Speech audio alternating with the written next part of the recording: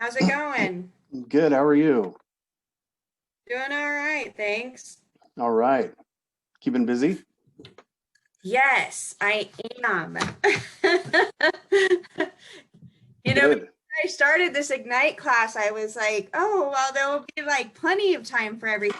Now that I have Ignite, I'm like in my schedule too. I'm like, how do I do all these phone call searches and everything else? Like it's igniting my business though. So hey. Hey, that's awesome. Perfect. Glad to hear it. Yeah. It is my favorite course at Keller Williams, for sure.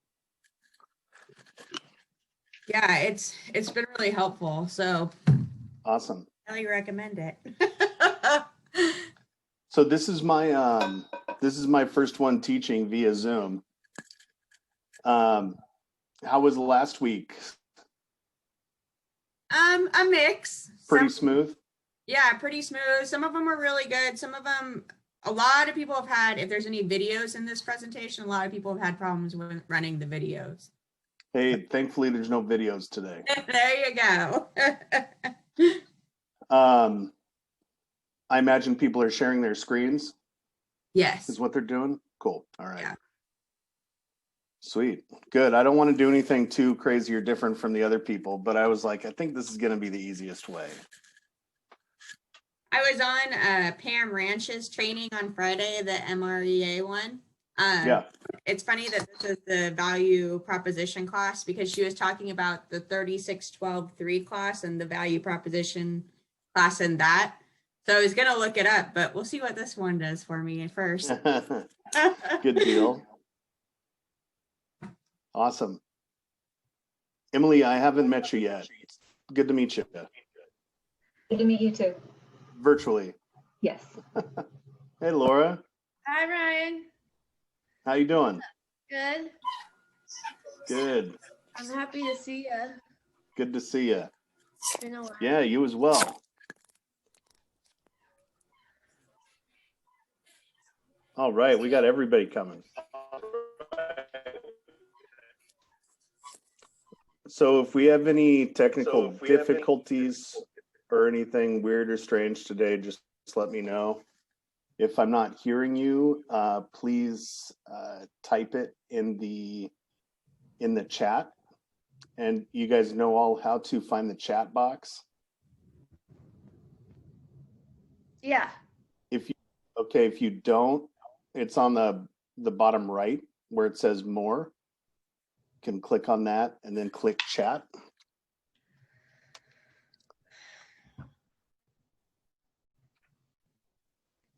Does everybody have their materials for today? Yep. Yeah. Good. Most of it. I Good, printed good. out what looked important. It seemed like a lot of times when I print everything out, it's kind of like half of it's useless. So a few Sure. pages. Yeah. Definitely one thing that I started doing when I first came to KW, I printed out everything. And then I learned that I needed to print double side Yeah. and Yeah. that save a lot of ink and some extra pages for myself. Yeah. Like no color. At first I Right. was printing color too. I'm like, what the hell am I doing? Yeah, exactly. Well, good. We'll wait just another minute or two and make sure everybody's here that's supposed to be here. Everybody had a good weekend though? Yeah, I did. Good.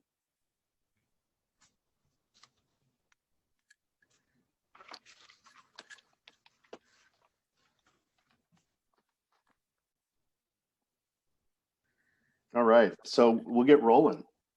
I will be minimizing this, so if y'all need something, just speak out and let me know.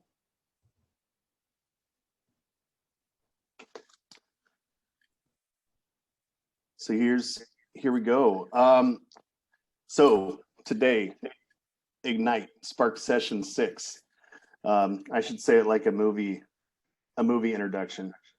But so my name is Ryan Muse, and I've been in real estate just over 5.5 years. I've been a solo agent. I've been on a team, and then back to being a solo agent again. Before real estate, I was a counselor for youth at risk with the state of Washington, and I also owned a trucking company for 14 years. I was a trainer for the movers and a lead driver trainer as well. We did a lot with the Gates Foundation, Gates Estate, Amazon, Boeing, the United States military. I had the pleasure of leading teams out at Paul Allen's estate and working with him on a lot of his fundraisers that he did through the University of Washington. So in my previous careers, I was able to choose what value to bring every day to work. And now in real estate, I do the same thing. Every day we have the opportunity to bring more value than we did the day before. So we'll think to ourselves, what can I bring to the table? Not just for my clients, but for my family and for my community. And also, obviously, for your business. So would anybody like to share today what they have learned so far? What are some of the things they've been grateful for so far in their learning journey at Keller Williams? One or two small things. Sorry. I was going to say, just knowing that there's a lot of people that are in the same boat and feel the same way that you do about things starting out, that it could be a rough road, but just knowing that you're not alone. Yeah, that's important, isn't it? Mm-hmm. In addition, I'll add to that is just the kind of the systems, obviously sort of the tech systems like Command are great, but also just, sort of process and kind of people that have gone through this. It's great to hear your experience as a solo and then a team, and back we're a team and trying to build up that and put our kind of systems in place, and we'd love to draw on the experience from folks that have done that successfully. So that's perfect. So what's something that folks are excited about now? Ed, correct? Yeah.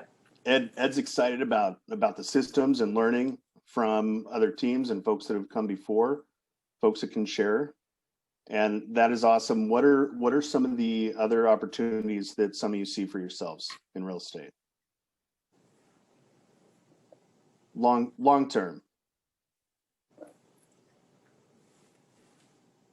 I know for myself, I am very excited about the opportunity. I think for me, the beauty of real estate, it gives me the ability to not have a ceiling, right? I can go down so many different avenues, and that was a huge reason actually that I switched into this career field, is because I was hitting the ceiling at such an early point in my life. Sure. And so that's what I'm most excited about, is just the options and opportunities are endless. That's awesome. All right, and what are some of the challenges that some of you folks are encountering that we might be able to work out together today? For me, it's a lack of I know this is going to sound funny because we're supposed to be the experts, but it's still a lack of knowledge on my part, and trying to pretend that I have more knowledge than I feel like I have. Fair enough. Fake it till you make it, Heather. There you go. Like my I'm mom. living in that world right now. Yeah, totally, me too. That's awesome. For me, actually, English is my second language. kidding. Oh, you're doing great. Oops. No, that's Oh. me on my end. Sorry, I just started sharing my screen. Oh, okay, sorry. So, yeah. No, you're doing great. Okay, so that was a challenge for me, practicing script Sure. and understanding a whole bunch of stuff, kind of lots of information, a little bit overwhelming, but I'm trying. Sure. Absolutely. And that's a challenge for all of us. And that challenge never stops, because we need different scripts all the time. So, we have our scripts in the book, our scripts that come with Ignite, but you'll end up making up all your own scripts, you'll end up using the ones that we learn in class and from other agents. They'll be your base, and then you will start adding your own in and what fits you and your personality. So that's awesome. Do I pronounce your name Junko? Yes, that's correct. All right. Nice to meet you, folks. Nice meeting you too. Great. All right. So today we're focusing on you and the value that you bring to your customers, your community, and to your business. And we call this your value proposition. In this session, you will have the opportunity to define and declare your value proposition. So as this is a lab, it's not, it's not a finished product. So we get to all discuss as we go, and make sure you let me know if you have questions or concerns, or if you want to say something different. So what do successful agents do every day? It's the secret to being the secret to being a successful agent is actually not a secret, because success leaves clues. So we know exactly what successful agents do every day. Every day, real estate agents do two types of activities among many, but two major ones. They grow their business and they run their business. So growing your business is the lead generation for your buyers and your sellers. And that looks a little different for everybody, but every day you have to lead generate. You need to make your seller listing presentations, and you need to get those listings.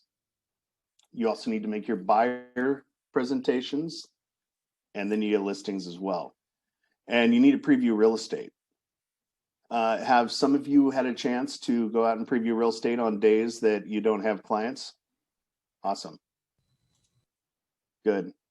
And something early on in real estate is if you're lacking in clients, it's no big deal, because you can go out and preview real estate. You can do a little video about it. You can just post about it on your social media, and then people will start realizing you are in real estate, and then hopefully start calling you if you're not already calling them. So that's our everyday. And then running our business. We need to market our seller listings. We need to show buyers houses, negotiate contracts, transaction management from, writing the contract after we negotiate it to closing. Sometimes it takes 3 weeks. Other times you take what you think is the best possible offer on a property, and it takes 6 or 7 weeks because something crazy happened. But as real estate agents, that's what we end up doing. I do use Tums quite a bit, especially this year. Sometimes it gets a little stressful. Vendor management. So that's keeping in contact with our folks that do our home inspections, somebody that is going to help us with home warranties. And then that's also getting more than just one person on your list. So if you all don't have a list started of vendors, of people that you would like to use or that you would suggest, then get at least 2 people for each job on your list, because there's a lot of times that you'll have something going on. It'll be a wild and crazy week, and your person's already busy. Your plumber's busy, your home inspector's busy, and you need a backup. Vendor management was one of the first things I learned. It's really important to have a good relationship with your vendors. It might sound silly, but the reason I chose my favorite home inspector is because he actually vendor management me. I was sitting at an open house on a Saturday. It was raining like crazy.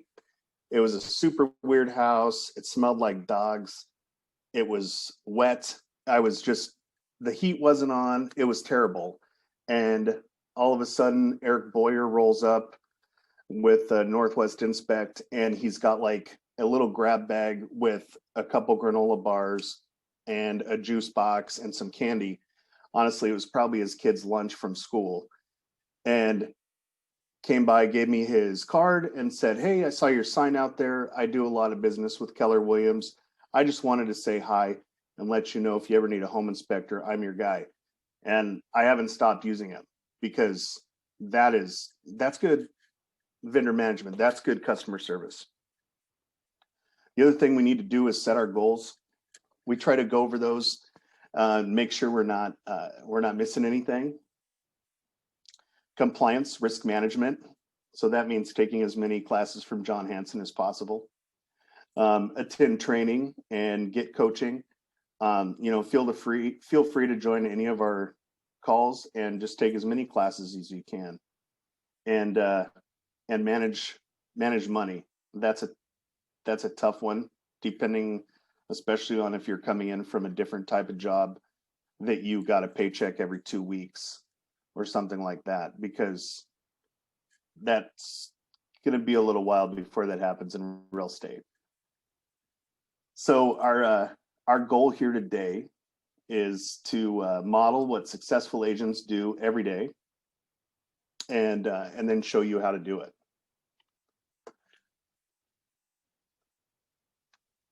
So some of you were, I know Heather was there, maybe Laura was as well. We talked a few times, we've just touched on an elevator speech and what you would say when somebody comes and talks to you or asks you what you do in real estate. Some people call it an elevator speech because if you start telling somebody on the first floor of the Columbia Tower what you do, you've got 15 to 30 seconds to get it out before you get up to the top floor. That's why it's a value. That value proposition is also an elevator speech. So in our class today, we're going to define our value. We're going to define the 3 aspects of service.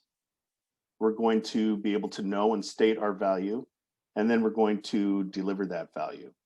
It's kind of our roadmap for the day.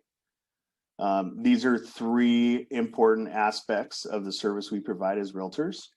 And then as we go along, we'll dig into your unique qualities of value. And finally, towards the end, after we take a whole bunch of notes, and I'm sure do a few boring things, but mainly exciting things, we'll craft your powerful value proposition. So the course wants me to share my personal value proposition.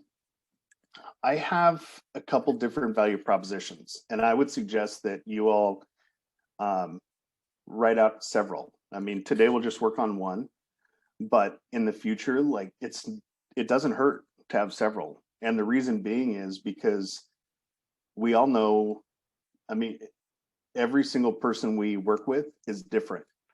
And every single person we work with has a different value. There's a main few core things that they like, but then after that, everybody's a little different. That's why we do things like the DISC assessment for us realtors and items like that, because then we're able to kind of define and figure out what our clients' needs and wants are. Sometimes we will go over our needs and wants. We'll fill out questionnaires with our clients. We think we have everything in mind that they need or want in a home.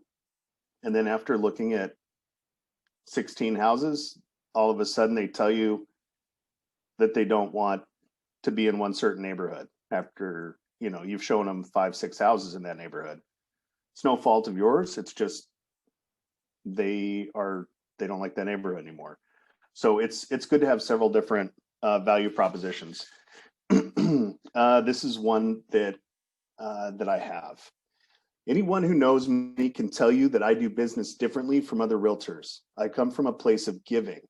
I give my time to study and I research so that I'm knowledgeable and I'm ready to work for you during this very important transaction. Whether it's a listing or buying, you'll have my 100% all the time. And when we wrap up this transaction, after finding and vetting the perfect buyer for your listing or us finding your forever home, We won't just be realtor and homeowner, we'll be friends. So I hope I can get that out before we, get up 10 floors in the elevator. Some people, their little elevator speech, their proposition value ends up getting them a deal just from that 15 seconds. Our first impressions are pretty important. So if I used something like that on the airplane once and ended up the very next day showing the lady beside me on the airplane 5 houses, and we went under contract on the 5th house. It was pretty incredible. So you can have all sorts of different proposition values. So after we go over value proposition, like towards the end, we'll make sure you get yours crafted, and then we'll also talk about building our habits. We always want to build our database, our script practice, and of course lead generation.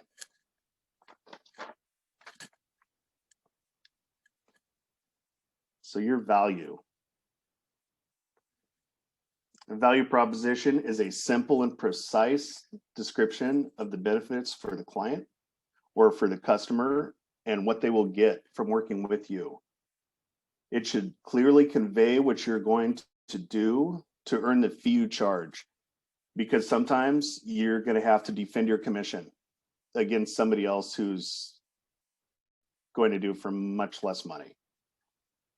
And your value proposition is a covenant between you and the customer or the client.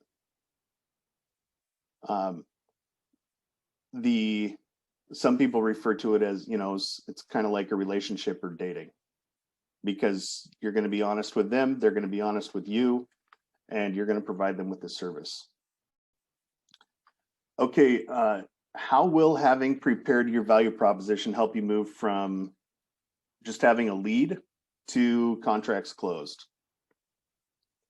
Does anybody have ideas on that?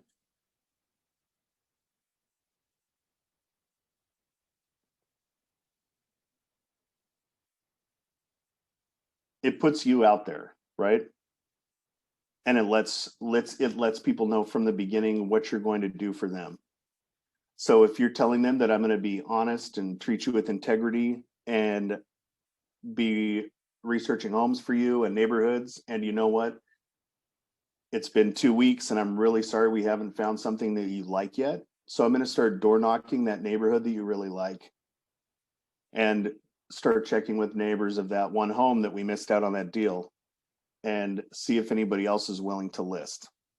Maybe we can do something off market and find you the home you want.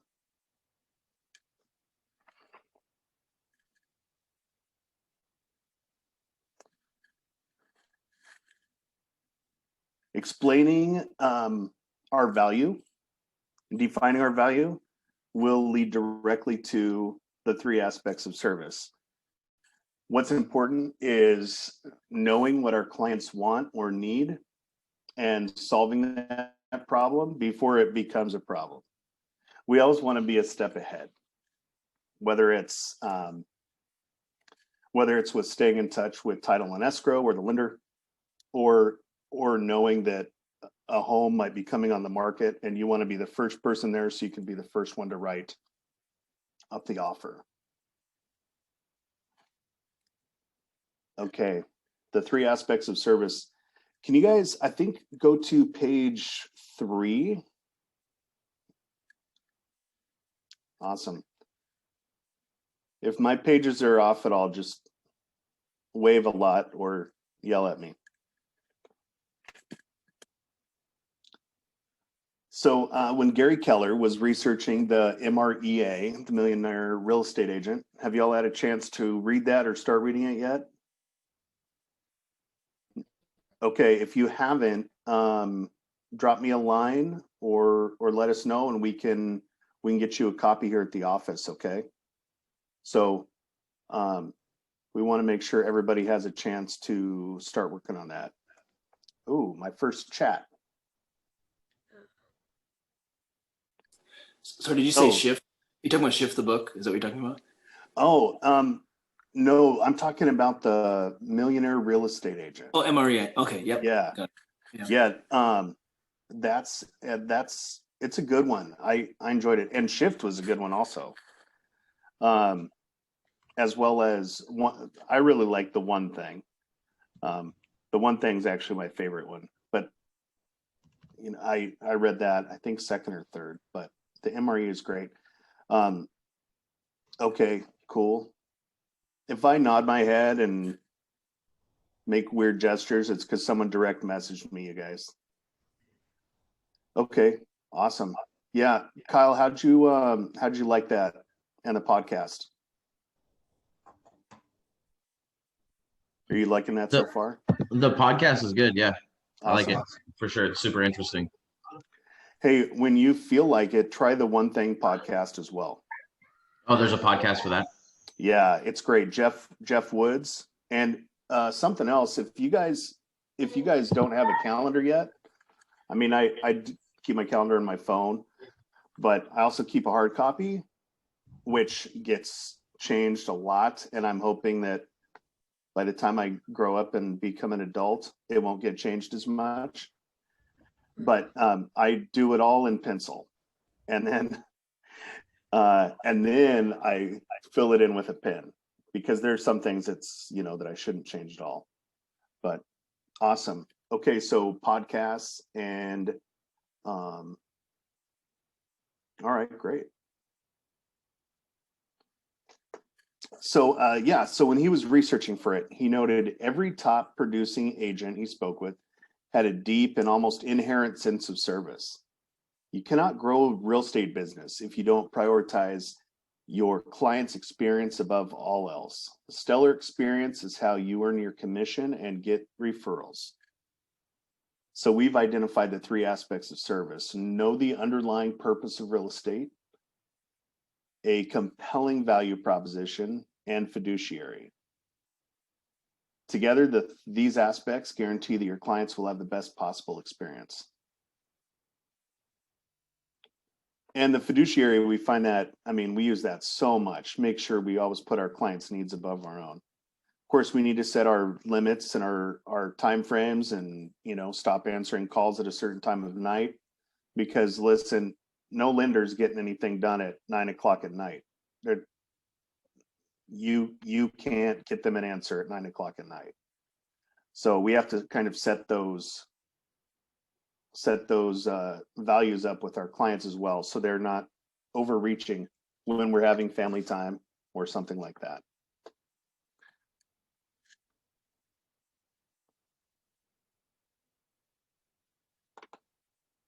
Okay, what is the underlying purpose of real estate? It's different for buyers and sellers.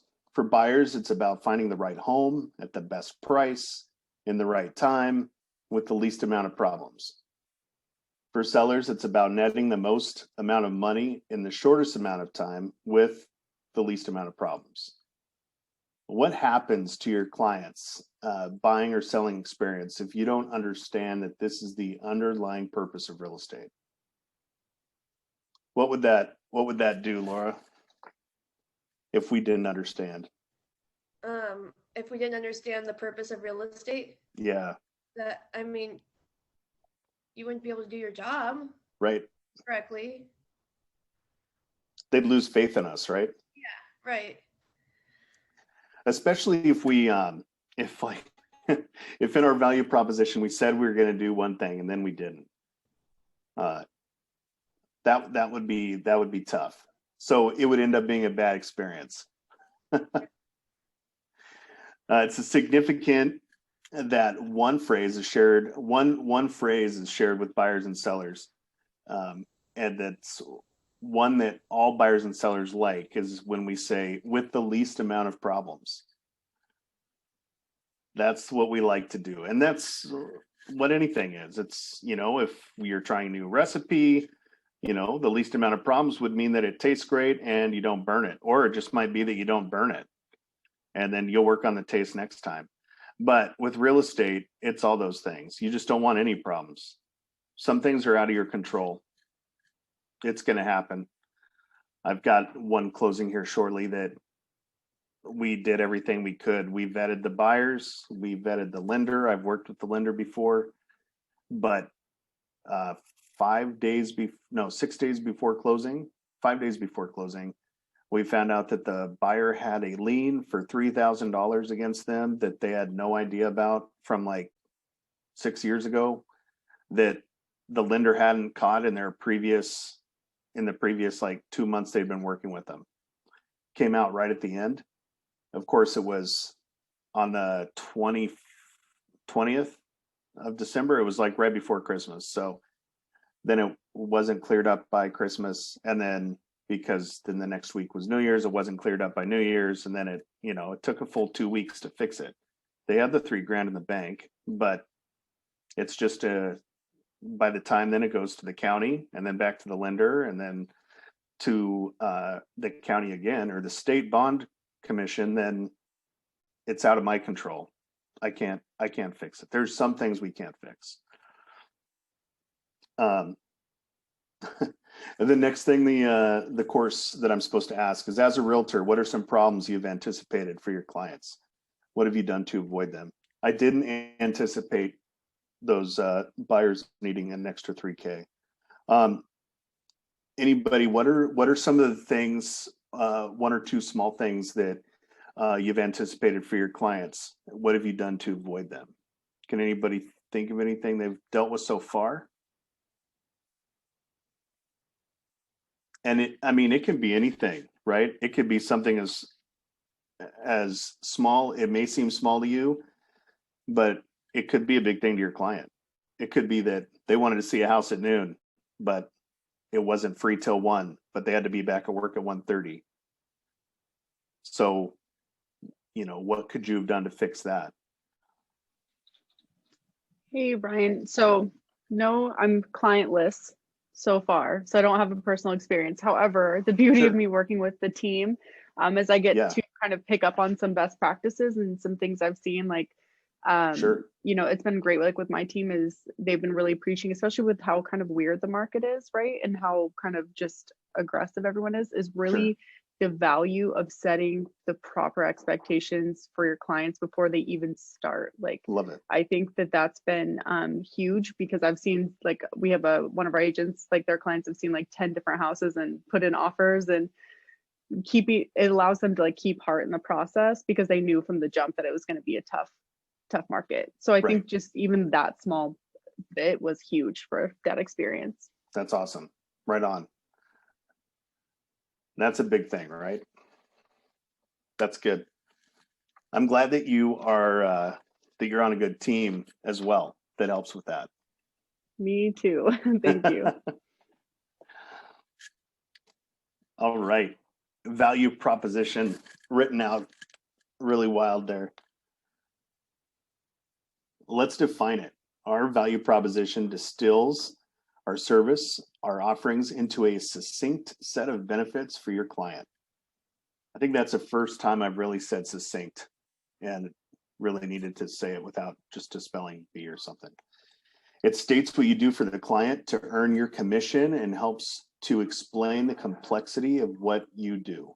It also helps hold you accountable to the highest standards. So when somebody's counting on you, you're not going to backslide. It's easy to backslide in some things in life, but when we've given our promise and also when we are getting paid off of that promise, you better stick to your promise, to your value proposition. As we reflect on the definition, what do you see as the value of your value proposition? And why is it important enough to be included in our 3 aspects of service? What would the value be of sharing that value proposition? Anybody? It puts you ahead of other agents, and especially ahead of like Redfin and Sure. and what they think they are getting from those lower commissions. Right. Yeah, absolutely. It helps your clients. It'll help them understand your value over some of the other companies, and then your expertise. It protects your commission, and then it builds strong and trusting relationships. So next time they're going to come back to you again, Heather, they won't use a discount. They'll say, hey, Heather was awesome. I loved working with her. She was honest and upfront about everything. And she sent me a card with 2 scratch tickets on my birthday. I am coming back to Heather. We usually have a loose understanding of how we provide our clients with value. It's easy to forget that they might understand very little of that value. Lots of folks don't know everything we do, but we do quite a bit. Our value proposition is what we bring to that experience of buying or selling. Your value proposition statement phrases your skills, expertise, and insights in language that makes it relevant to your clients. For example, let's say you're fluent in English and Spanish. You may be tempted to simply say, I'm bilingual. While it's true, it doesn't convey your full value to your client, right? Instead, you could say, I have access to a large pool of potential buyers for your home who are often overlooked by other agents. You could also say that you're bilingual then after that. How does changing the phrasing change your client's perception? It doesn't lock you in a box, right? You're not just saying that you speak 2 languages. You're saying that you have access to a large group of people that other folks may not have access to. That says a lot. It just doesn't lock you into one thing. So in just a bit, we're going to craft our own value proposition statement. But before we do that, let's talk about the final part of the value. I got, just look at this chat. Josh saying with asset. Right. Absolutely. Oh, and Ashley, I just saw your message too that you're doing that class with Carmen. That's great. That's awesome. So functionary versus fiduciary. The third and final aspect, fiduciary. What is a fiduciary and how is it different than a functionary? So if we go way back to middle school English or high school English class, fiduciary is an adjective and a noun, which my wife is a principal and reminds me all the time that I'm using these terms improperly, but whatever. As an adjective, it refers to something dealing with trust, especially relationships. So you have a fiduciary duty to your clients to protect their best interests during what will likely be the largest and possibly most frightening transaction in their life. And then as a noun, fiduciary refers to the person as or who has a fiduciary obligation. So you are your client's fiduciary and you represent them. A functionary is one who completes tasks for the client, whereas a fiduciary completes tasks and goes beyond by placing the client's needs above their own. Being a fiduciary is a big deal. It's an honor. I kind of think, like, if you think of fiduciary and a functionary, I would consider that being like a godparent to somebody. It's a good way to look at it. It's more important than ever in today's market to wear this badge of honor proudly. Helping your clients understand your fiduciary role is a big part of your value proposition. What are some ways that you serve as your client's fiduciary during your real estate transaction? Does anybody have an example?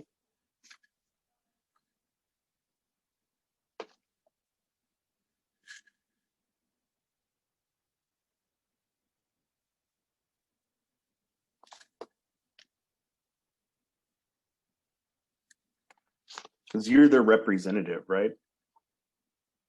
So you're going to cover them for all bases. So you may do the smallest things. If it's your buyer, you're going to be representing them when you try to get that deal done for them and try to get their offer accepted. It's also another way to do that is by doing something, even it might seem like a small thing. However, you're needing to drop off earnest money for somebody. That's kind of a big deal also. So the roles can vary. Also, if you did not know this, you can have your client's earnest money picked up at the office. So you don't need to drive all the way to Grays Harbor to drop off earnest money. It could be one day, or you can arrange for it to be picked up at the office. That's part of your functionary and fiduciary roles as well.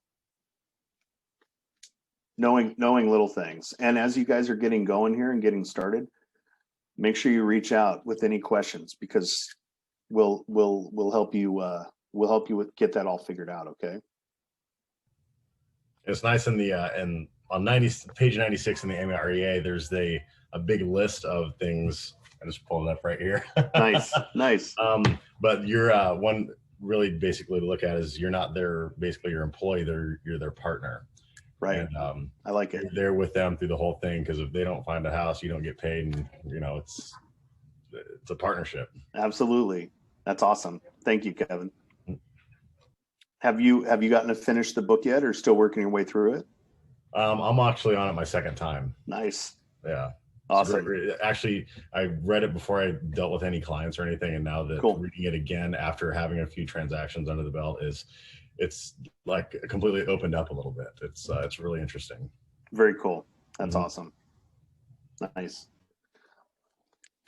Okay, so now we're going to talk about our value proposition. We'll look at some data around what clients want, and we're going to get a big picture look at our current real estate market. And then we'll discuss some ways that technology can boost your value proposition. So we'll mainly be working on pages 4 through 6 right now. Let's see, let's look at page 5, actually, real quick. Let's look at page 5, and what does, sorry, I'm scrolling here. You guys don't have to look at my screen. Let's talk about your values. So page 5, actually 4 and 5. Let's reflect on your value, your strengths, your perspectives about yourself. Take a few minutes. We'll just take a few minutes and write down in your workbook some of those. It'll be kind of the beginning of working on your value proposition.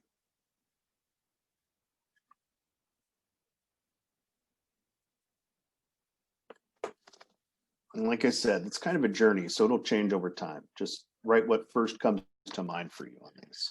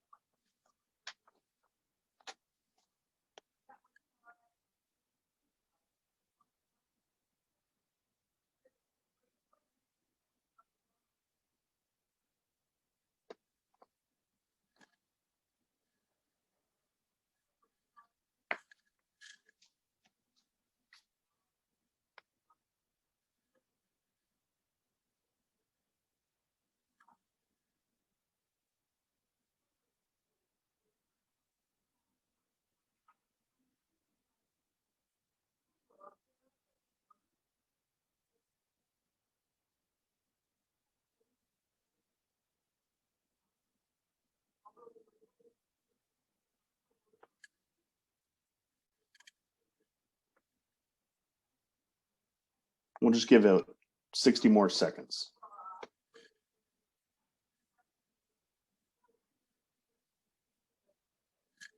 Kevin's counting us down.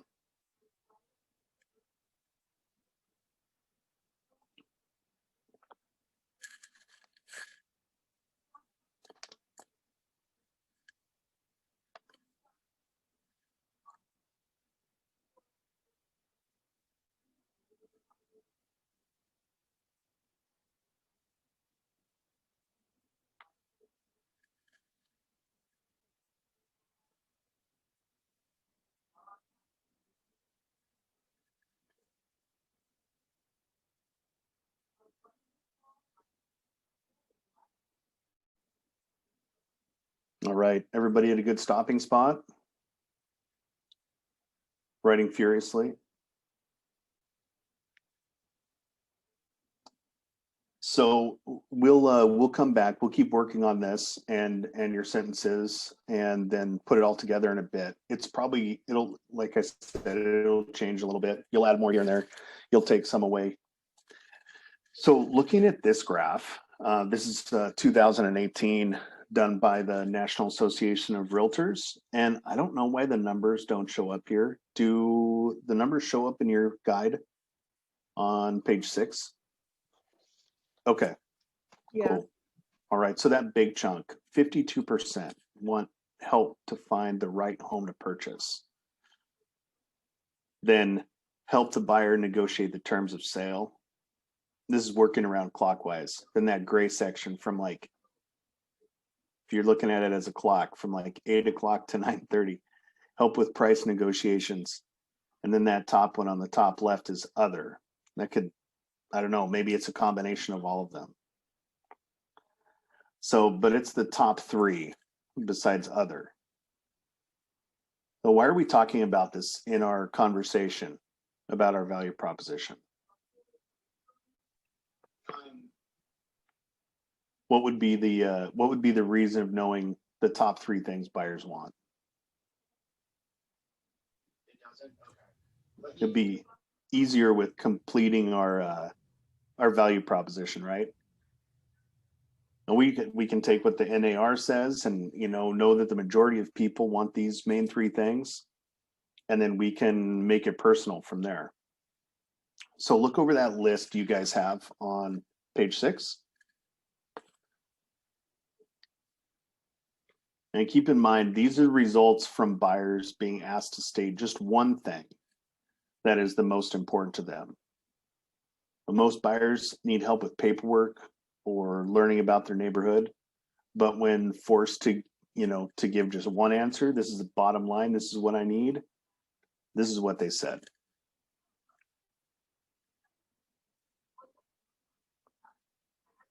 Does that list surprise any of you guys?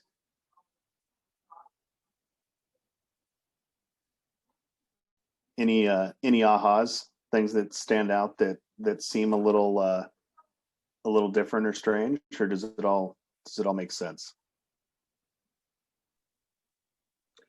It all makes sense. I'm just really not too surprised to find that money is involved in the top 3.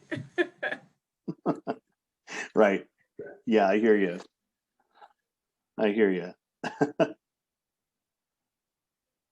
Heather, you folks own your home, right? We do, yeah. So when you had, excuse me, when you folks purchased, were some of these in your top 3, or was one of these your top 1?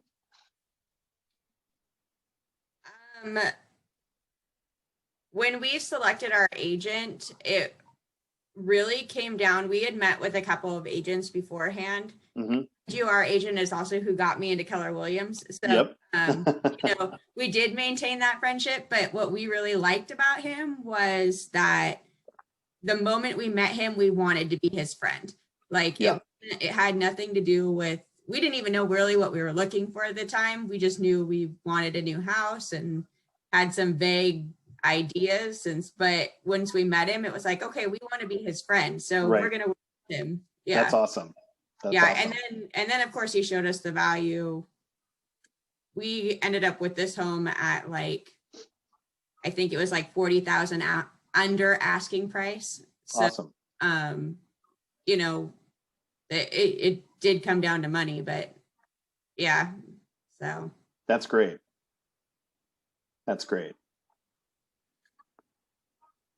All right, so let's look there at page 6. What are some of your skills or services that you folks offer that will align with what your buyers want? Go ahead and circle them or put a little check mark.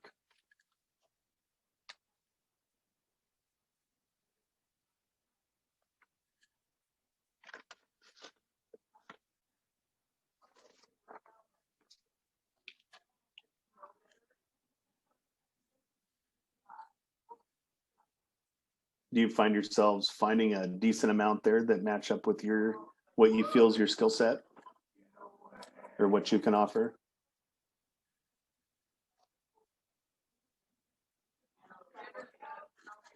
All right, our next part is what buyers value.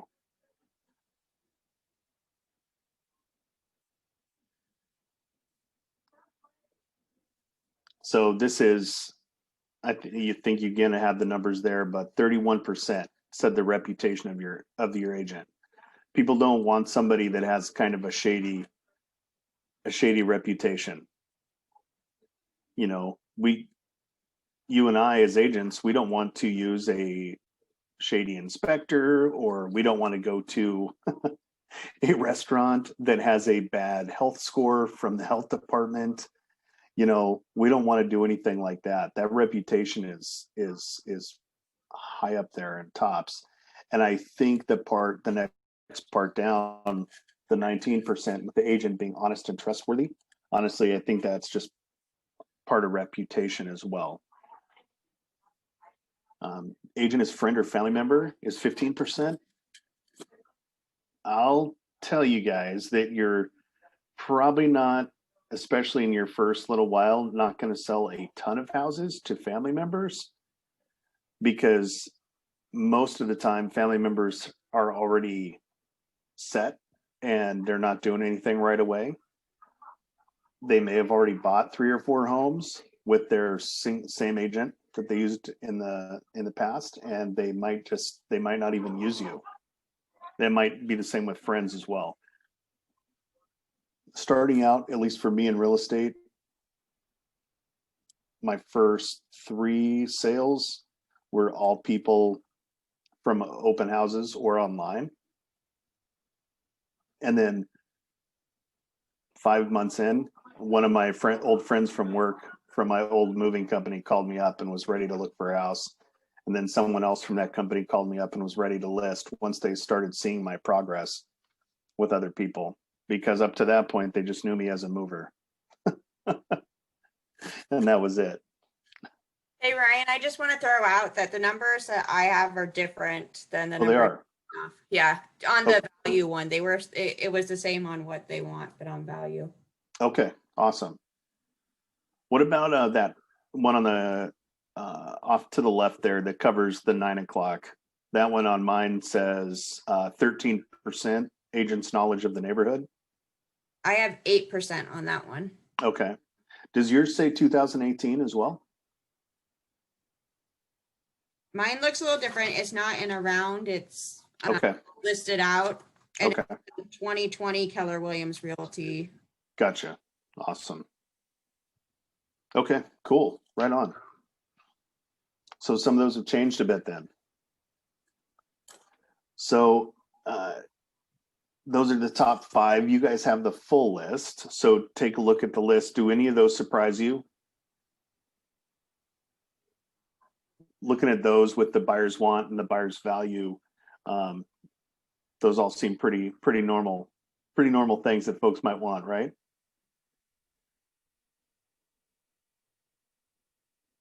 Do you think there's something that stands out from there that would be something good to include in your value proposition?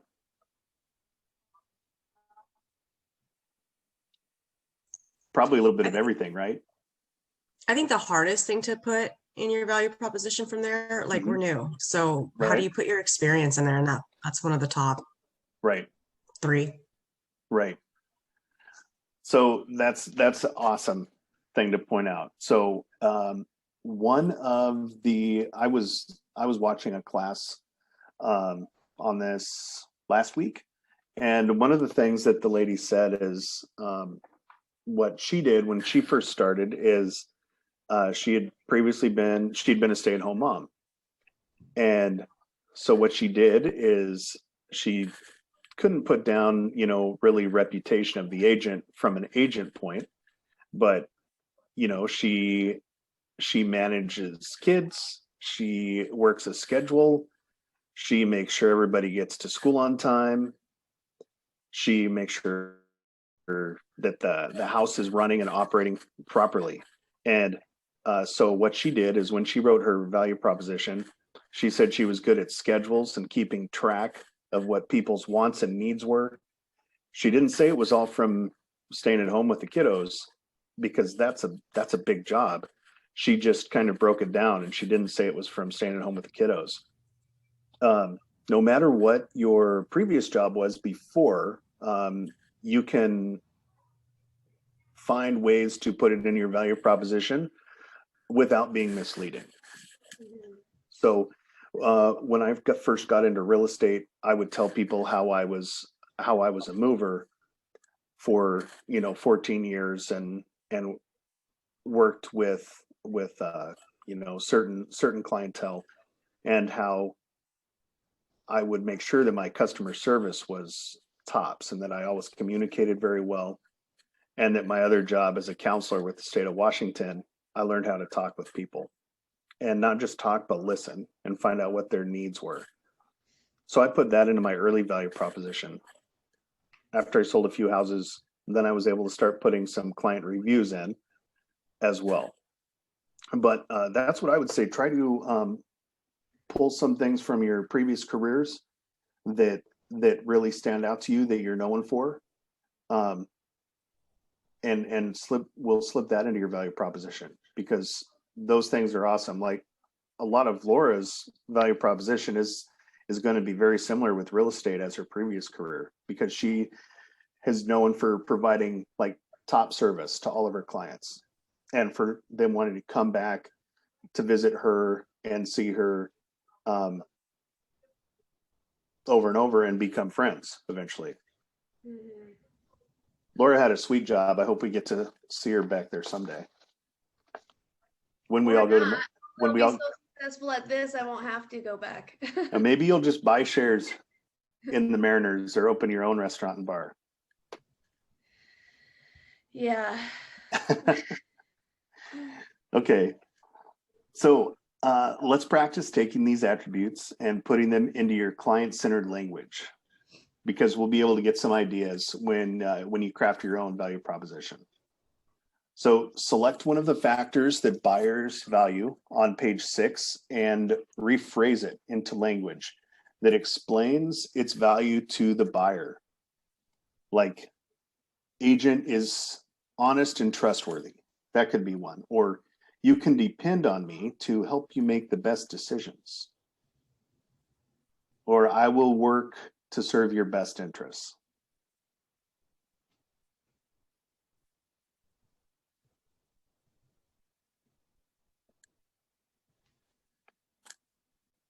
Wait, what did you just say? Sorry. No, yes. So look at those factors that buyers value on page 6 and choose one to rephrase into language for yourself. Okay. I mean, Yeah. probably something to do with technology. So,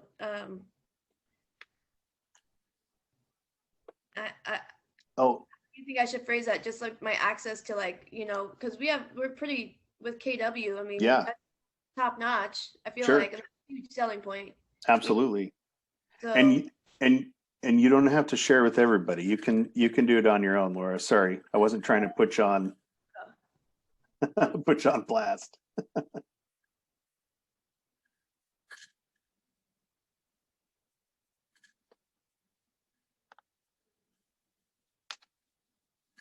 Okay, so then in your student guide there, note any skills or services that you may be able to offer that align with what buyers want. You just jot down 1 or 2 ideas there.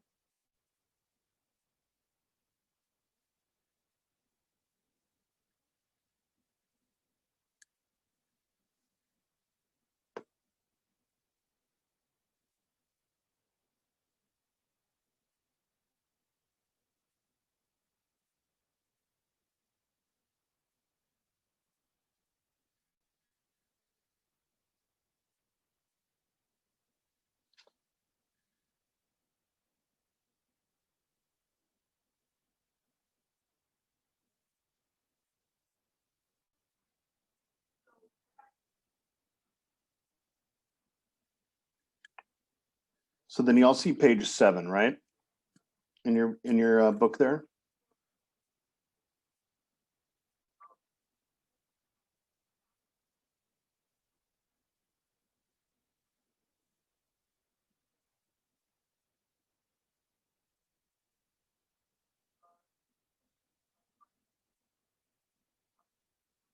I just got a message here, guys. 1 second. Sorry.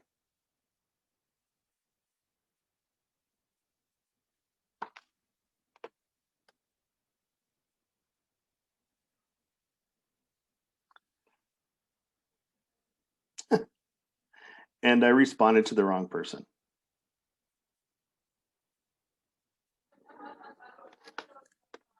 Sorry, Laura.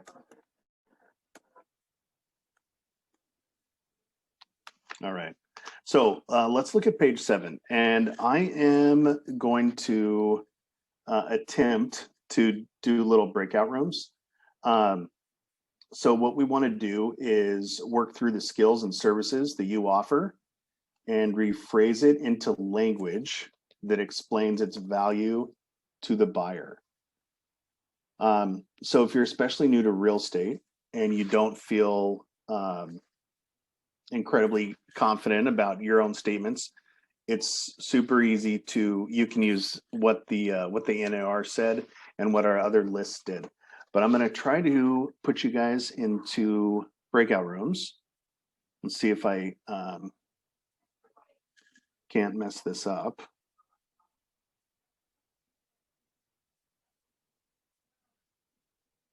We're going to go into 4 rooms.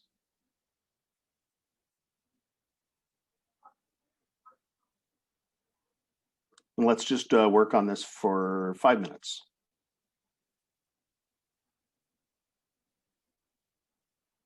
So you should get an invite.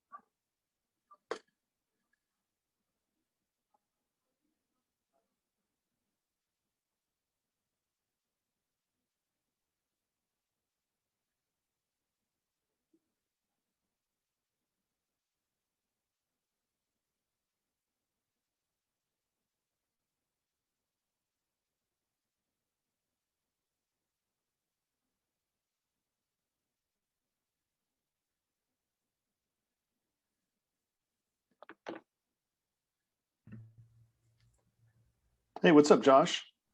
Hey, How are you? I'm living the dream. All right. All right. Okay. Everybody's back. How was that?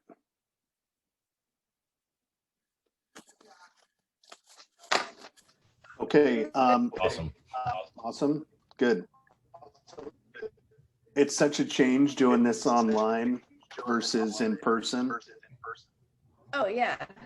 You know, we used to be able to sit in the big room there and just, you know, turn around and work with the person at the table behind you. So it's a little different now. So thanks for bearing with us as we get all this fun stuff figured out.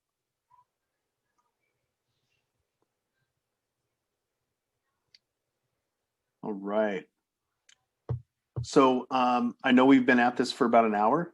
Does everybody want to take a 5-minute break and grab a drink of water, use the washroom, whatever, and be back in, let's see, it's, my computer says 10:08. We want to be back at 10:13 or 14. Sure. All right. We'll see you back here in just 5 minutes. All right, sounds good. All right.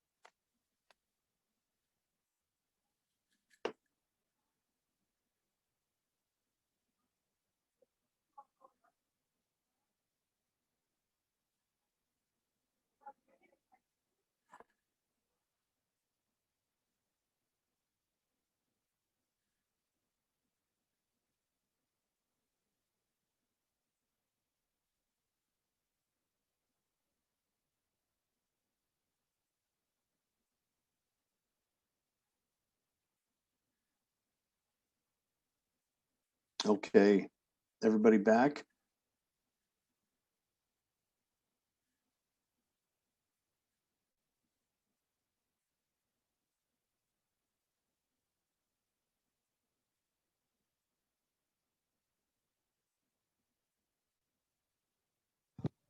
Were we taking a break, Ryan? Yeah. Oh, sweet. Yeah, I got a call from Opsity, like right as we're. Oh, sweet. I know, right? So I'm sitting here trying to. Man, it's been a crazy morning.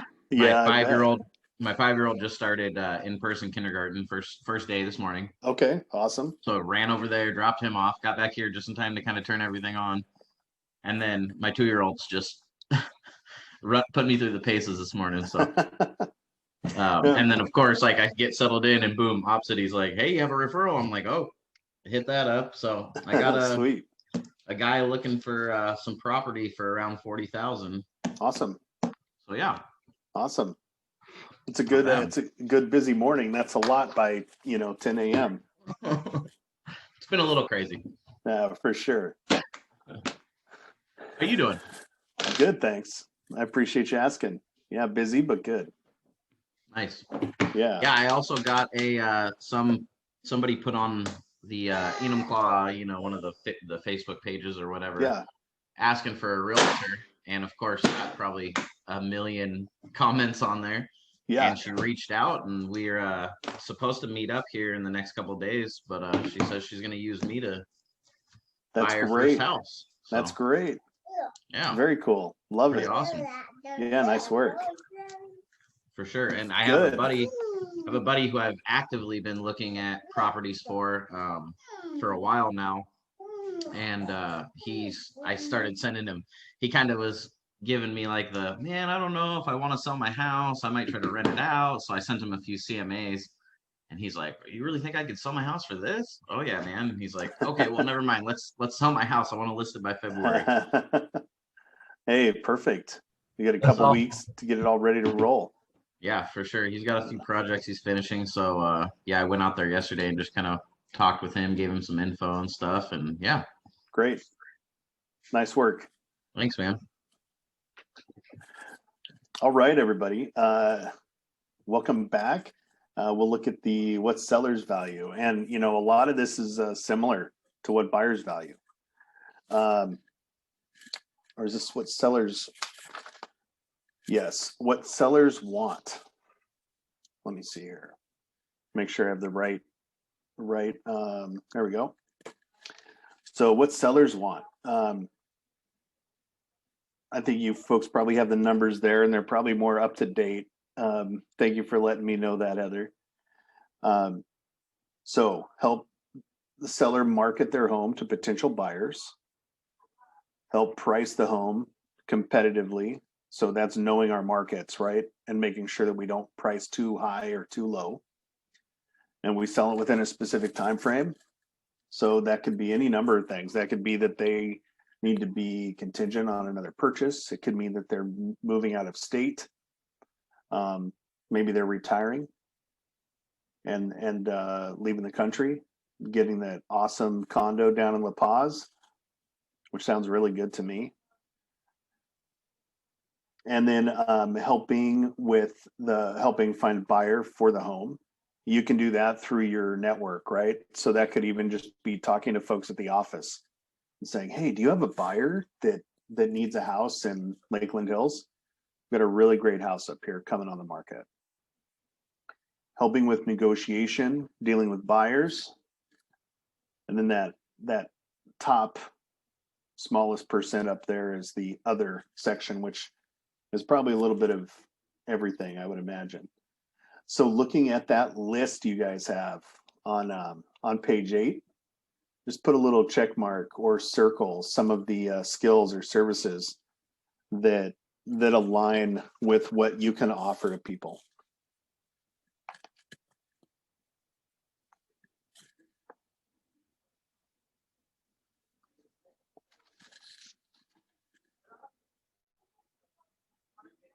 And then what sellers value. So when asked what the most important factor in choosing a real estate agent, these are the top 4 answers from buyers. You've got the complete list there in your handout. So take a look at that. It's the reputation of the agent. The agent is honest and trustworthy. The agent's a friend or family member. And then the agent's experience. Other is a big chunk, but you know, those things, what sellers value, we saw a lot of those also with what buyers value, right? There's a lot of crossover in real estate, and a lot of it is just the way we interact with people. So showing your honesty and your trustworthiness and your reputation, that's going to fly. That's like a blanket trait that everybody wants. So even if the person is super analytical and they only want to look at numbers, they still care about your reputation. And then on the far side of that, if somebody is, you know, doesn't really care and they don't really have a time frame, they still want that reputation and that honesty that you provide.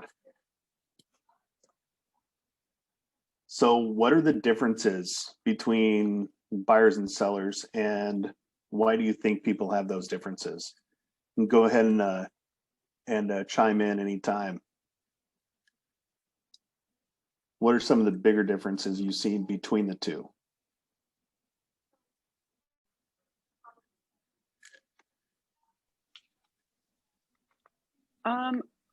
I was like, reputation is just like that huge like differentiator, I Right. guess. And then sellers are more, it's just from like a rough overview, it's like more about like the dollar, the bottom line, how Right. much money you're gonna make me, where the buyer's like, make me feel good and make me want to buy a house that I can like have Yeah. Christmas in. You Yeah. know, like it's from like a head space to a heart place is the difference. Sure.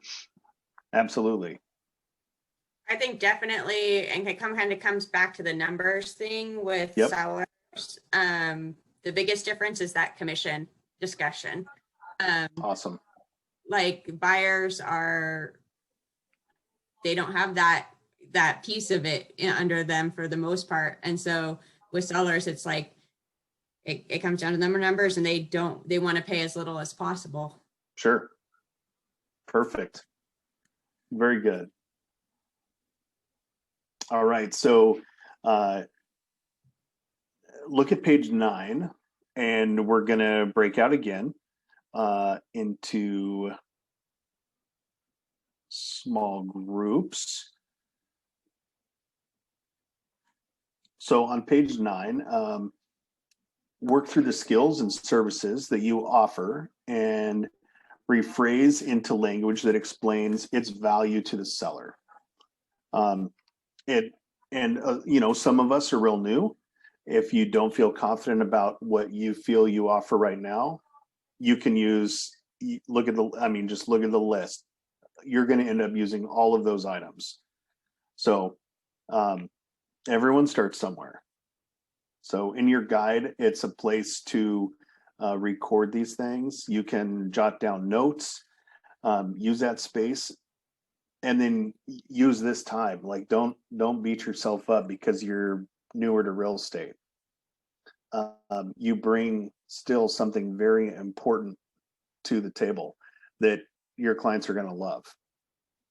So as you go through this with a couple other agents, you know, it might be something that you'll do differently now, but in 3 years, it could be, instead of 13% of what you do, it could be 90% of what you do. So we'll just go into breakout rooms just for a few minutes. Did this work okay last time, guys? All right. Yeah. Okay, cool. Yeah. All right. All right.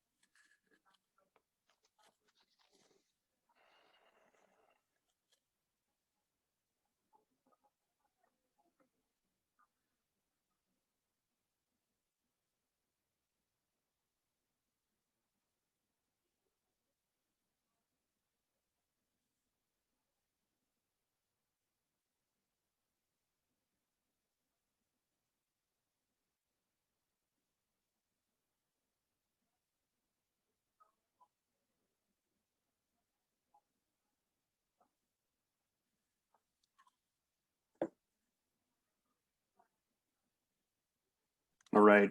How'd everybody like that? That was a very short period of time. I'm sorry. I looked at the clock and I'm like, oh man, we really got to hurry if we still want to do scripts at the end. Oh God, no scripts. Last time I taught Ignite, it was 3 hours and it was no problem. 2 hours, I'm like, I don't have any time to talk about coffee or anything.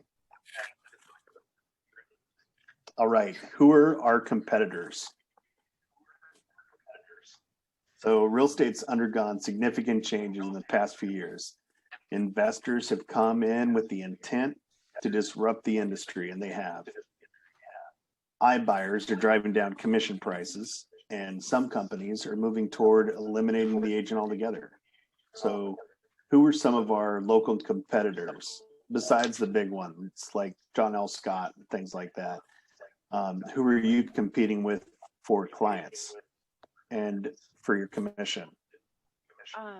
I know like Redfin right now is a huge competitor, but it's been interesting learning about like their fee structure deep past their advertising. That's been like, I had a really great conversation over the weekend with a client that started to go down that route, and they were like, whoa, it came back. So definitely things like that. Awesome. Yeah, Redfin's a big one. Have any of you dealt with any of the kind of auction sites that you put in your client's top price? Say it's listed at 320, you put in 330, and you say that you'll go up to 345.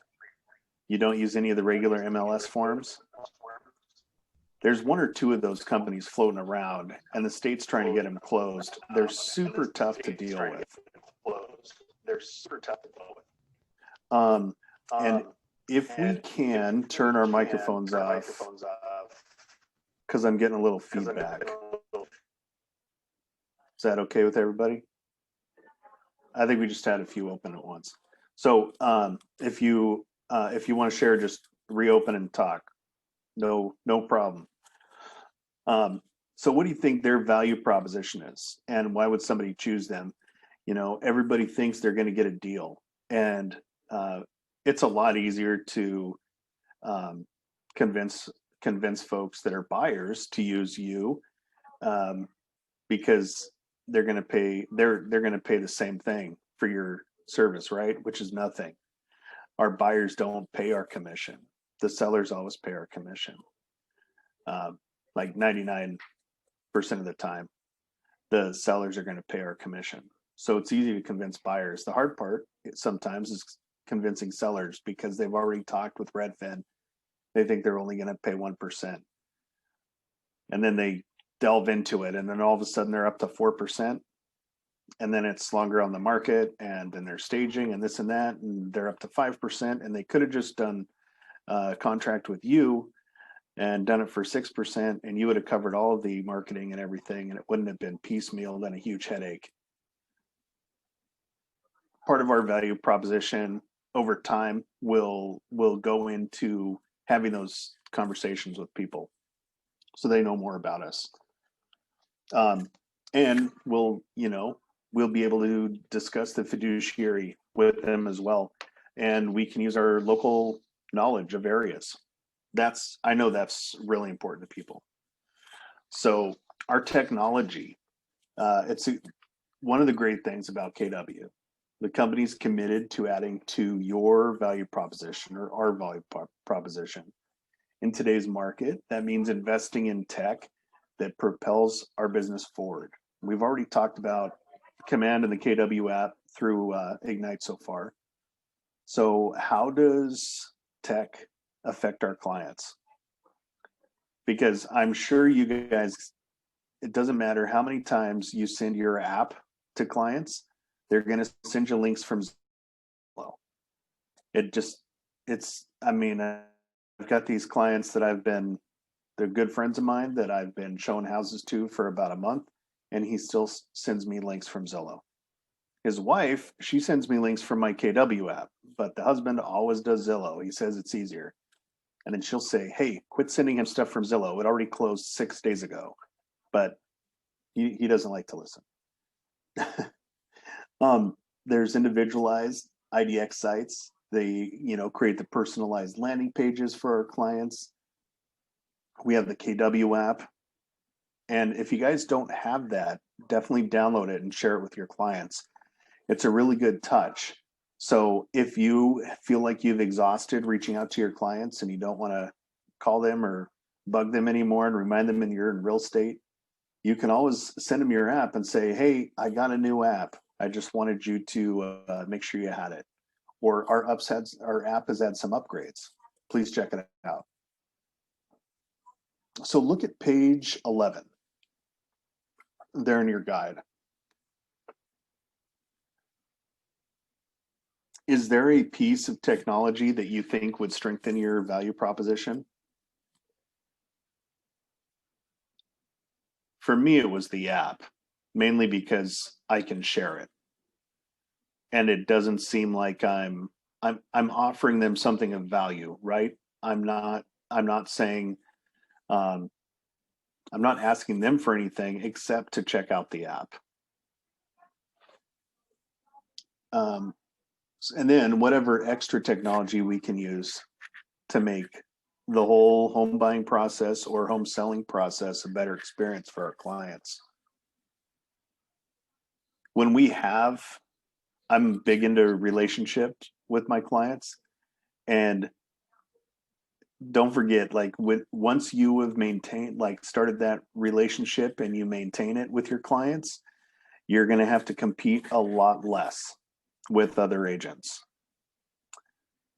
You're going to have your clients hit you up, and instead of you seeing their house on the market with somebody else, they're going to hit you up and they're going to say, hey, Ryan, I keep getting letters from Windermere and they keep telling me that I could list my place and make $30,000. What do you think of that?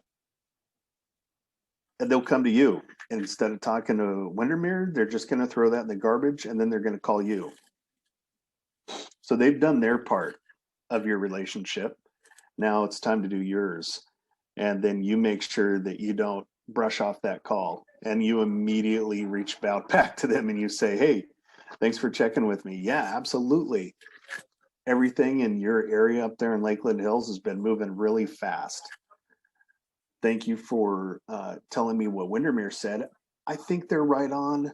A lot of the places that were listed were 2-bedroom. You have a 3-bedroom, so yours could probably go a little bit higher. And you have a 2-car garage. So, if that is something that you're interested in talking about, let's have a conversation. Do you have time tonight at 7, or is tomorrow morning at 10 better for you? Offer them something to talk with you quickly so that they remember that they're still top of mind with you. Because even though Windermere's the person who reached out and told them how much their house is worth, you are stepping in, you're ready to continue on and help them with that if they do want to sell. So now we're going to work on the value proposition. So check out pages 12 and 13 of your guide.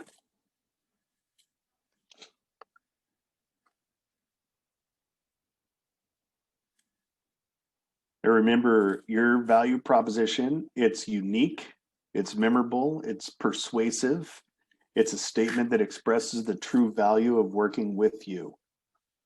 And it says what you're going to do to earn your commission, and it holds you accountable to those standards. So pages 12 to 13.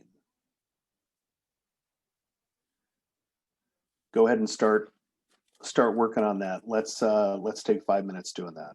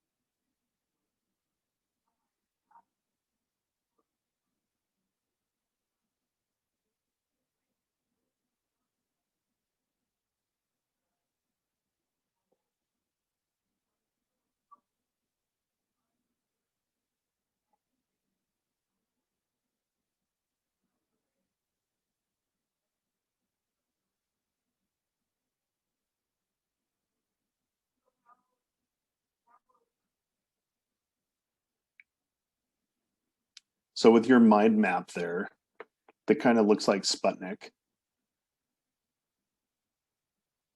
and able to review your previous answers that we've written down or check marked or circled from before, are you able to fill in that mind map there?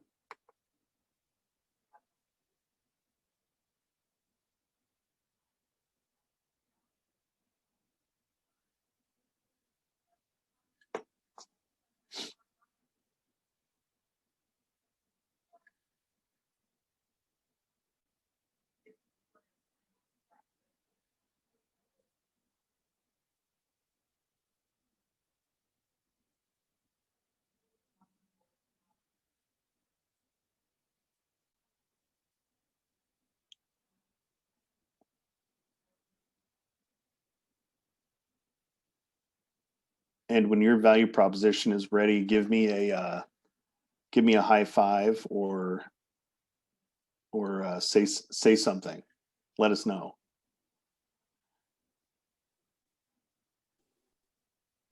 All right, we're still working through it, guys. I don't want to slow everyone down here. So no problem. Well, guys, no worries.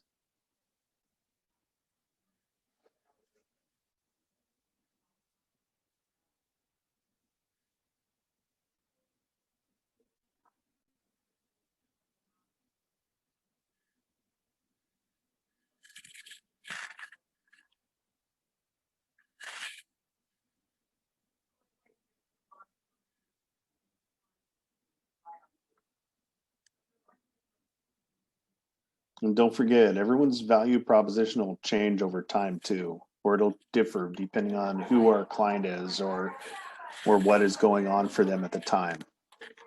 They could be going through some very difficult situations, and we may need to offer a different type of value to them. We still want to always be honest and offer the integrity, but I mean, you're going to end up helping folks through sometimes the toughest part of their lives. Could be a loss in the family or divorce, separation. Yeah, you're going to have to deal with all of that. But at the same time, you're going to be helping with really happy occasions, like we need to get a bigger house because we're having triplets or whatever it may be. So your proposition will change.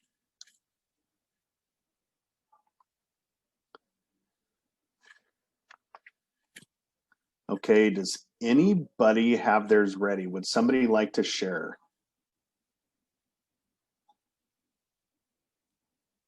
Not everybody at once.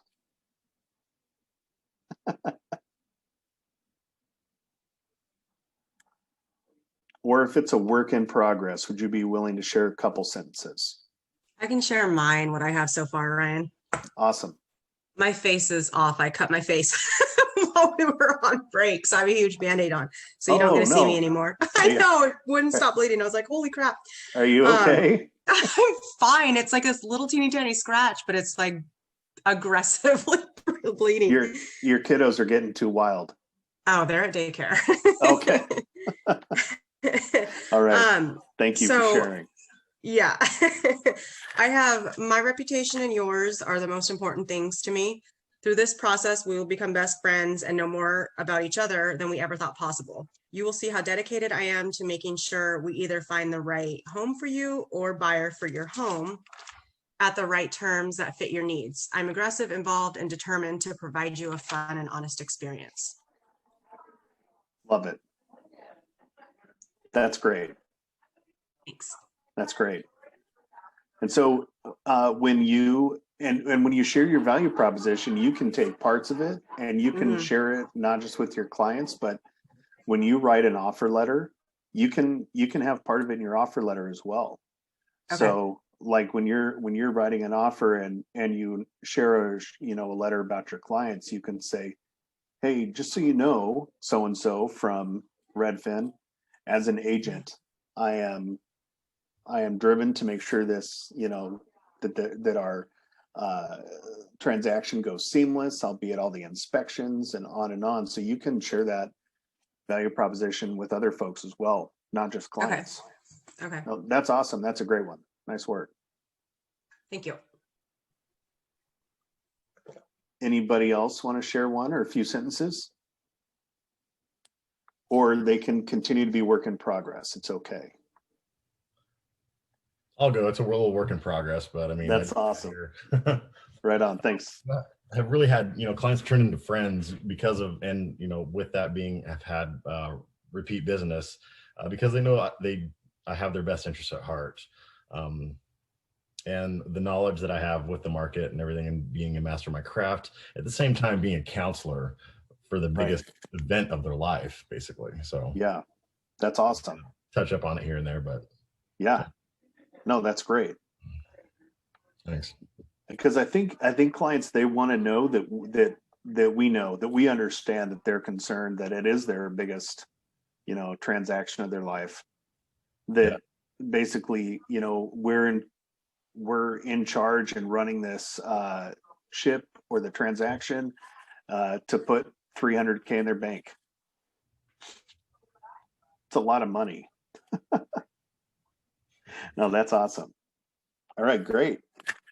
So keep working on these guys. They'll change over time, but also I'm easy to reach. So RyanMusicKW.com. My phone number is pretty easy to find also, or email me anytime. So if anybody ever wants to go over these and say, hey, what do you think about my value proposition? I am all ears. So we'll just set a time. Your contact info in the chat. That'd be okay. Yeah, absolutely. Thank you. And we can chat about it anytime. If I can figure out how to put it in the chat. All right.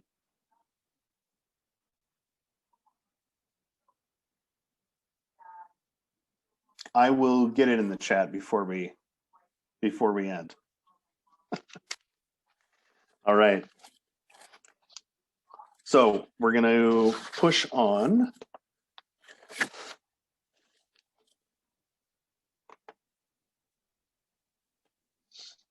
Okay, deliver the value.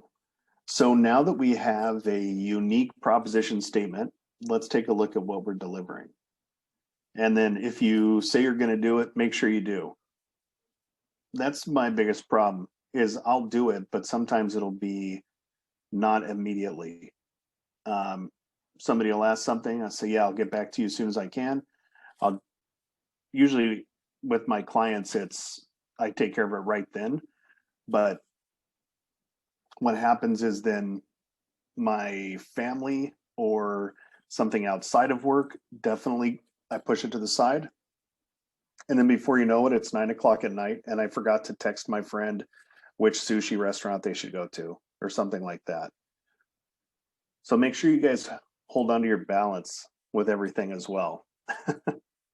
Deliver your value to everybody. All right. Just getting a direct message. Sorry, 1 second. And then while I'm here, I'm gonna put my contact info here in the chat. And anybody feel free to reach out if you need anything. I guess everybody can see me typing it too, right? Everyone's like, man, he types so slow. All right, there you go. Okay. So I think the biggest thing that Danielle and Kevin talked about, some of these, and as you work your proposition, just remember, especially with KW, integrity above everything. And Kevin and Danielle both touched on that, about how they wanted to be upfront and truthful and honest as they helped folks negotiate through their contract.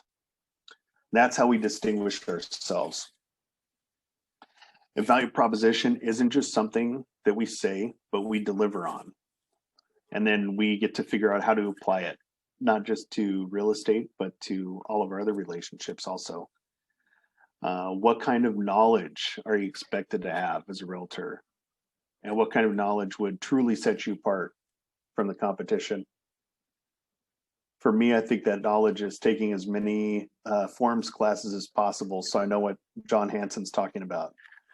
Or when we're doing a contract and my client says, what's this line 56? I have no idea what this is on the 22 AD or whatever it is.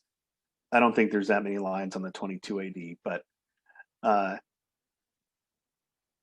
you may not have the answer, but you know how to get the answer. So you can pull up the forms and look for yourself, or you can reach out to somebody who does know. So that's part of your fiduciary role also. You become that expert. Or if somebody wants to know about a certain area, you can say, hey, they've got really good schools, because that's your opinion. But if you're able to share the statistics about that school area or that school district, then that's being a really good expert, because they can look at the numbers themselves. You can have that general like market knowledge of Tahale, but if you have a good idea and you've been up there a little bit, then you can start getting opinions of people that live there, and you can share that with your clients. So the continuous drive for knowledge and improvement is part of our 6 perspectives. Our mindset, our mastery, that is all part of everything we've been learning. So your first week of Ignite and all the forms classes and any other courses you've taken, that all comes part of our mindset, and then our self-mastery of what we're trying to learn so that we become the expert in real estate. Let's look on page 14. So for growing and keeping our expertise. So what does that mean to you? How do you learn these things? And how do you keep your knowledge up to date? Like Kevin's reading the MREA for the 2nd time. So, and he'll probably read it. Sorry, go ahead. So some stuff I'll do is if I'm interested, like working with some investors in certain areas, I'll check out. I'll usually do some deal hunting, in MLS or various sources of the different analyses tools that we have, RPR or CBA. If I'm doing maybe a commercial. So just basically just try to find deals and sort of research the market in certain areas. Awesome. And then preview them, hopefully, if the numbers work. Sure. That's awesome. Man, previewing is so good, and it helps people know. So if somebody's saying, hey, Ed, I was curious about this house in Marine Hills. I'm like, oh, Marine Hills, man, that place is great. I can tell you what, that's a great neighborhood, because you already know that area. You might have attended some of the planning committees in the city. You might know what's going on there in the future. Yeah. And we get to know, and we become that local expert. So Ed, let me ask you, is there a neighborhood or area that you really like, or that you'd like to become a good expert in? Yeah, well, actually, so it's funny you mentioned that. So over the weekend, we were previewing in this, in sort of the triangle I call, so we're up here in Sammamish, and so of course, Sammamish Quad, just as our local hood, we're obviously, we know this area for years. I love it there. Yeah, we see a lot of the value though in sort of South King, to, Kent, Renton, and in that area. So we actually but we don't know that area that well. So we spent like Sunday previewing a bunch of deals for investors we thought would be potentially good. Some were land, some were, just potential flips. And so we were, that's that triangle between 169, 18, and 167, Sure. We don't know the area that well. So we just started getting lost and looking at, looking at different deals in there that penciled out. So that's awesome. It's kind of those two, and Tacoma is another one that we like. I've been an investor for a while, so Tacoma's been an area that I really like for a long time, and Tacoma is blowing up. So those sort of three areas, if you will, that sort of South King Triangle, Sonoma, Mishawaka, and Tacoma are kind of our. That's areas. awesome. Yeah, that's awesome. Very cool. Yeah, so pick that area you guys like. Pick, so you become that local expert, so people can ask you those questions. And when somebody says, I really, you're doing an open house, whether it's even an online one. And Laura, you're doing an open house in Burien, and somebody says, I really like that house that you just, did a virtual open house on, but I really need a 3-bedroom. And I'd like to have a little bit of a view, and I'm pre-approved up to 698. And then you can say, oh yeah, totally. I know that house. It's over here in this neighborhood. Just came on the market 3 days ago. So when you want to become the master of your domain, I guess, then you can pick that area and choose to be knowledgeable of that area. When I first started, I was mainly South King County, Federal Way, Auburn, Tacoma, and on it, it's really kind of stayed there because I became knowledgeable of it early on, and I've ventured out and I've gone, ended up having a couple listings over in Walla Walla at one point, and even out on the peninsula and Whidbey Island, but I'm not the champion out there. I don't know enough to be super knowledgeable. So learn where you want to be. Okay, so the 3 aspects of service, and we're running low on time, so we're just going to kind of push through here, and then you guys please reach out to me anytime about value propositions, and feel free to chat with me.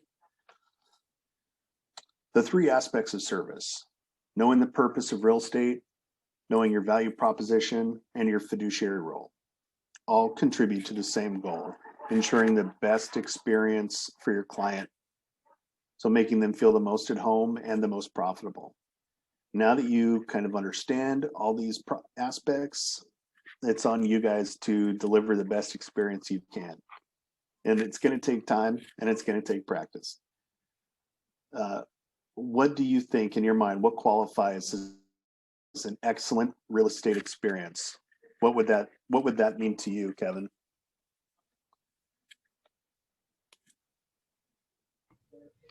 Something.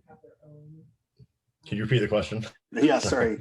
What? So at the end, what would when it's all wrapped up, what would qualify if you were purchasing a home? What would qualify to you as an excellent real estate experience? Communication. Good communication is a big thing. I would think. Yeah, right. And that's what I like to try and do. Is I like to at least contact some my clients within a couple of days at least, just to see, at least say hi, because it's very easy to lose that communication. A week can go by and just like that. You like to be kept up to date on everything, right? Yeah, absolutely. So that would be a big one for me. Yeah, me as well, man. I can't handle it when you send 3-4 emails to like title and escrow or the lender, and they don't respond. You might get a phone call or a text at like 8 o'clock at night, and you're like, what? Yeah. So the services that we're all responsible for providing, they vary, right? We need to provide a lot of services, and some of those include our allied resources, or like I was talking about, our vendors earlier.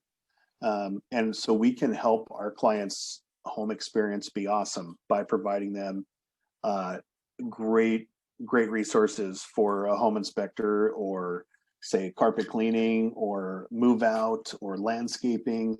So keep growing that vendor list, so that when your client wants to hit you up and say, hey Ryan, I need a plumber, that I find out that way instead of by her posting on Facebook, because I want to be her first call about what she needs, or doggy daycare, or whatever it may be. You should also develop relationships with businesses in your town that people that are especially moving in might need after they move to you. So doctors, dentists, where Laura gets a haircut, because you have awesome hair. Pet services, whatever it may be. What's your favorite restaurant? I was talking to somebody, and their big question when they moved here was where they could get the best Thai food in South King County. And I explained to them that they actually had to go to 3 different places. So they had to get the rolls at one spot, they had to get the curry at another spot, and the noodles at another spot, and that's it. It's just the way it is. I'm sorry. So take a look at page 15 in the guide. It wants us to break up into pairs. We won't break into pairs just because of time, to go over the value proposition. Think about how you can use your value proposition with your allied partners. What can you offer to them as well? So if you were to do a value proposition with, say, your home inspector, you'd be able to tell them, hey, listen, Eric, I want to be able to get an appointment set with you, when I call you or email you or text you. And what I can provide for you is that I will give you a constant feed of business as often as possible. And I will suggest other agents to use you as well. That would be part of a value proposition with our allied resources. All right. So now that we've talked about and started creating that value proposition statement, and we know what it means to deliver on that value proposition, we can share some ahas. Can you tell me what has anything in your thinking changed today, or what ideas or mindsets are new? Anybody? Just taking your skills and using it in your elevator speech. Awesome. Trying to find it as, make it as quick as possible. Right. But getting the most amount of knowledge for it. Awesome. Very good. Makes total sense. I think being aware of like who you're talking to and the context of who you're talking to, because if I'm trying to sell myself to a buyer versus a seller, just changing up the dynamic of that conversation a little bit to just kind of get the hook in faster. Sure. Because I think the values are all roughly the same. It's just how you get the hook in. Awesome. Yeah, and just being inexperienced, just realizing what my value is towards clients or potential clients. Cool. I like it. Okay. So looking at the others here, think about what do you feel differently about, and what was meaningful for you today? How can we use those meaningful items that you worked on when we broke up into the smaller groups? Somebody might have mentioned something that you don't have in your value proposition that you might be able to use in yours, that they spoke about, that kind of spoke to you. By today's activities, today's class, how will our behaviors be different moving forward, and what actions can we take so that we can be that perfect agent, so that we can be knowledgeable of a certain area and a certain neighborhood and know what folks need, or start planning for what they possibly will need. And then our models and systems, how can they make us more accountable?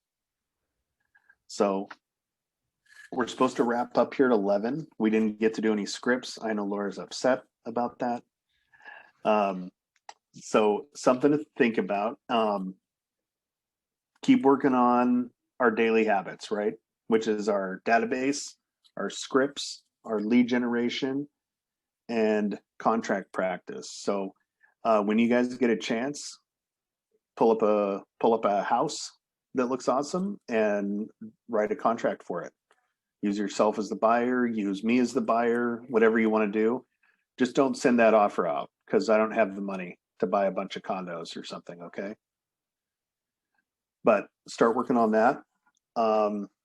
Did y'all get my contact info? Would you like me to share it again, or are you good? All right. Also, work on your contacts. Add more contacts. Try to add 10 every day. Oops. Try not to disconnect here from the internet. Try to add 10 every day. Have 10 conversations a day. Some people do handwritten notes. If you can't do, try to do 10 a week, if that's something that works for you.